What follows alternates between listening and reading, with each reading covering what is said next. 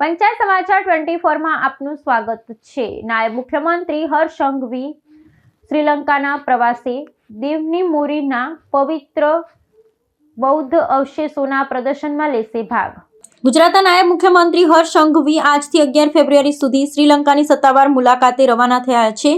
આ પ્રવાસનો મુખ્ય ઉદ્દેશ્ય શ્રીલંકામાં આયોજિત ભગવાન બુદ્ધના પવિત્ર અસ્થિ અવશેષોના પ્રદર્શનમાં સહભાગી થવાનું છે।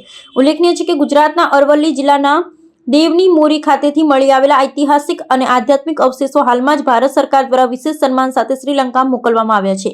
નાયબ મુખ્યમંત્રી આંતરરાષ્ટ્રીય સ્તરના ધાર્મિક કાર્યક્રમમાં ગુજરાત સરકારનું પ્રતિનિધિત્વ કરશે, જે બંને દેશ વચ્ચેના મજબૂત સાંસ્કૃતિક સંબંધોનું પ્રતીક છે। પોતાની મુલાકાત દરમિયાન હર્ષ સંઘવી શ્રીલંકાના ઉચ્ચ સ્તરીય નેતાઓ અને બૌદ્ધ ધર્મગુરુઓ સાથે મુલાકાત કરી શકે છે। દેવની મૂરીના આ અવશેષો સમગ્ર વિશ્વના બૌદ્ધ શ્રદ્ધાળુ માટે આસ્થાનું કેન્દ્ર છે અને તેનું શ્રીલંકામાં પ્રદર્શન દ્વિપક્ષીય મૈત્રીમાં નવો અધ્યાય ઉમેરશે। નાયબ મુખ્યમંત્રીની આ હાજરીથી ગુજરાતના પ્રવાસન ક્ષેત્રે ખાસ કરી બૌદ્ધ સર્કિટને વૈશ્વિક ફલક પર નવી ઓળખ મળશે। આ મુલાકાત દરમિયાન તેઓ શ્રીલંકાના વિવિધ ધાર્મિક અને ઐતિહાસિક સ્થળોની પણ મુલાકાત લે તેવી શક્યતા છે। આ પ્રવાસ ભારતની નેબરહુડ ફર્સ્ટ પડોશી પ્રથમ અને એક્ટ ઈસ્ટ નીતિના અમલીકરણમાં ગુજરાતના પ્રદાનને પણ રેખાંકિત કરે છે।